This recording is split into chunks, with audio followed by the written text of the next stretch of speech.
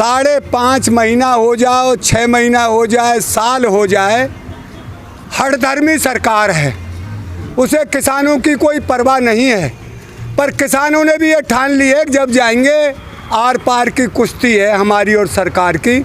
हम अपने काम को, जिस काम के लिए हम आए हैं, ये हमारी पीड़ा आज की पीड़ा नहीं है, ये 70 साल से देश ज़्यादा आज़ाद हो गया, ये जभी से हमारे साथ इन पूंजीवादी हमको लूट लूट कर खा रहे हैं और सरकारें लुटवाती रहीं।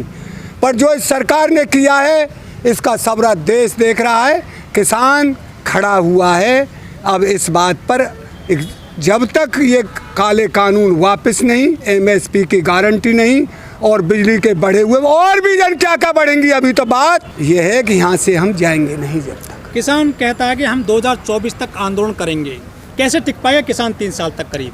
किसान आंदोलन से ही बचा है, जब भी देश में बचा है। क्रांति लाया है किसान, किसान ने ही देश को आज़ाद किया। जब अंग्रेजों के सामने नहीं झुका किसान, तो ये तो दलाल हैं, इनसे हम क्या बात, ये आप ये तो दलाली कर रहे हैं। ये आप दलाल कहते हैं, लोग कहते हैं कि ये तो बड़ी अच्छी सरकार है, मजबूत हाथों में सरकार देश चल रहा है। मजबूत हाथों में होती तो आज 40 देशों से भीख नहीं मांगनी पड़ती।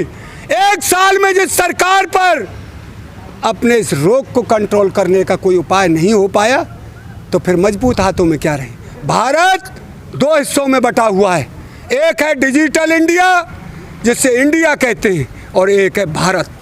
भारत गांवों में बसता है, जो 2 हिस्सा का हमारी पॉपुलेशन गांवों में है, जनसंख्या, एक हिस्सा की शहरों में है। अभी तो एक हिस्सा की जनसंख्या में मारा मारी, अफरा तफरी। हमारे पास सारे तरीके हम आप कर लेंगे, वहाँ है तो तू जो बात चलिए काटे मत बीच में मेरी। तो आप हर चीज का ठेका ले रहे हैं, काम तो पूरा हो नहीं रहा, पहले एक काम तो कर लो। अरे ये वोट किस लिए दिया?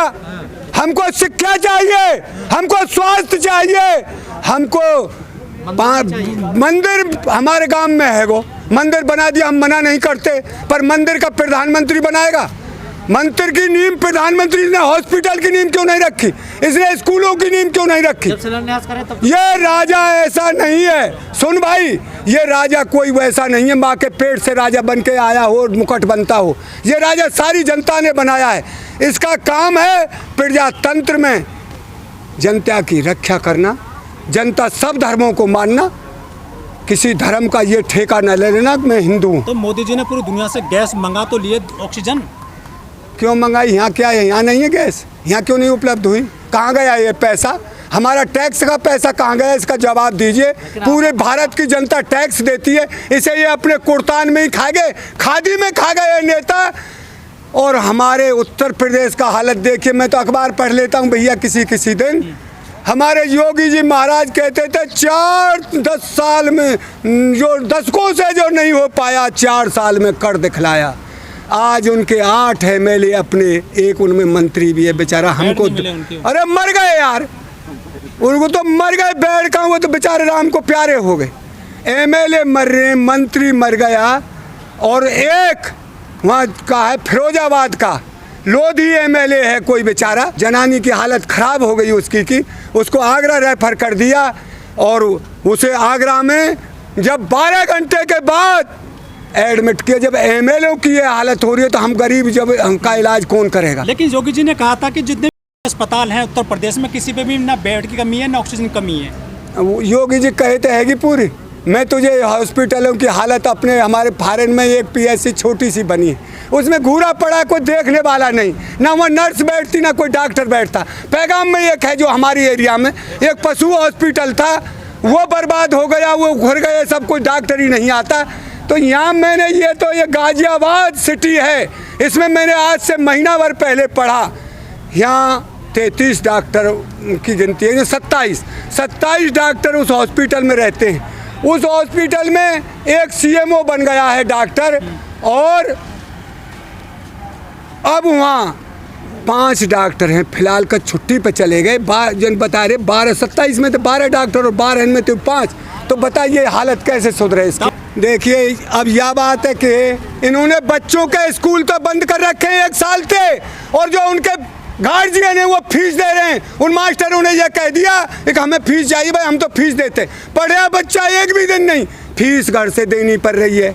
तो चुनाव की क्या ज़रूरत थी जब स्कूल ही नहीं खोले, और चुनाव करा दिया, कुंभ लगा दिया, कुंभ में जा बैठा रहे हो, एक को तीरथ रावत है। मोदी जी गए हो, गंगा माँ ने बुलाया, साफ करवाने की गंगा की कह आए हो। साफ कर किसके लिए रहा? सेठों के। इसलिए गंगा जी कोई बेच दिया है, वो तो अभी बात खुलेगी, सामने आएगी। पूरे देश के जो हम हड्डी विसर्जन करने जाते थे वो भी नहीं होगी वहाँ में, वो तो सेट करवा रहे हैं सारे को साफ गंगा जी को, उनके अधिकार में दे देगा ये सब सौदा को। जब सबे बेच रहे हो, गंगा भी बेचेगा, जमुना भी बेचेगा, और जो और पास जो पानी निकल रहा है उस सबको बेचेगा। ये कहता था 70 साल से कांग्रेस लूट के खा गई भारत को। 70 साल से ये पूछिए ये किसने एयरपोर्ट बनाए, किसने हॉस्पिटल बनाए?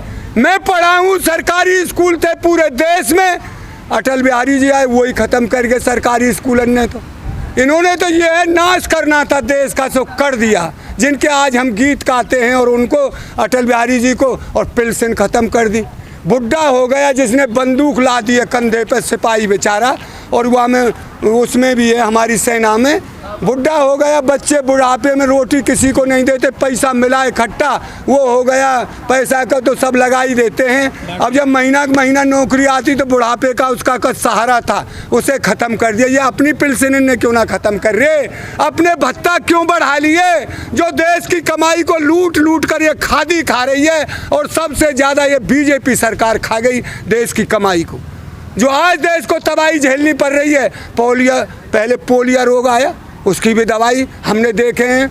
मैं तो कहीं बेचारा इतना जाता नहीं, रेलवे स्टेशन पर पोलियो की खुराक पिला रहे, घरों में पिला रहे हैं, और हवाई अड्डे पर पोलियो की खुराक पिलाइए। क्यों नहीं हुआ ये काम? कहने से नहीं होता, करने से होता है। कहने के तो जाने जन क्या क्या कहा पर कहा, वो तो किया तो धरातल पे तो कुछ नहीं किया। धरातल पे करना चाहिए, देश को बचाए। और हमारे लेके तो भीख मांग के ला दवाई, चाहे अपने ढोरे कच बनी धरी, कोर्ट ने भी कहा है, कोर्ट ने भी कहा है। हाँ, चाहे कहीं से लाए, देश को बचा, चाहे झोरी बना ले, सब देशों के आगे नंगा हो जाए, भैया मुँह पे कुछ नहीं रहा, मुझे दवाई चाहिए। अभी कह रहे भीख मांग रहा सब में, आप कह रहे मांग, भीख ही तो है मांगना। अरे जिसके पास होता है वो क्यों जाता है? हमारे यहाँ बेचारे, तुमने देखा होगा, पहले भी आवे अंदर आते थे, पर ये कोरोना की वजह से उनसे कह दिया भाई तुम बाहर रहिए। आपने भी तो बहुत देशों की मदद करी है, बाहर रहिए, और तुमको उनको बाहर भोजन कराते हैं। किसी गरीब के पेट को लात नहीं मारना चाहिए। ये तो हमारे गुरुओं का काम है, जो लंगर लग रहे हैं हम भी खाते हैं, वो भी खा लेते, दे रहा है परमात्मा और गुरुओं के आशीर्वाद से। तो इसमें ये भी, अब गरीबों का इलाज कौन करेगा? जिसके पास एक पैसा को ओझा में नहीं, वोट ले लिया, उसका इलाज करने की जिम्मेदारी कौन लेगा? उसके बच्चों को पढ़ाने की जिम्मेदारी कौन लेगा?